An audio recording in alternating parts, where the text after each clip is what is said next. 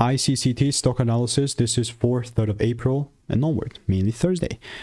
Is it a buy or is it not? Watch this 1-minute video to find out. iCoreConnect stock, had a little correction, a little bigger one.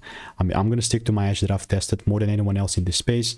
I have and with most proof documented ever. I have 39,000 videos on this YouTube channel. And generally speaking, unless the price shows me this current drawing, I'm going to stay away from the buys. Meaning that if there is no shift as such, I might as well go ahead and kick rocks. Confirmation must be met, man. Why the heck would I overcomplicate this stuff?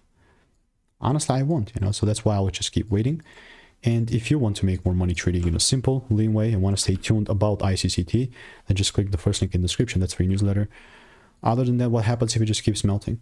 So be it. I'm not gonna, that's why I'll keep you updated, but right now it makes no sense for me just to randomly buy here, so stay tuned.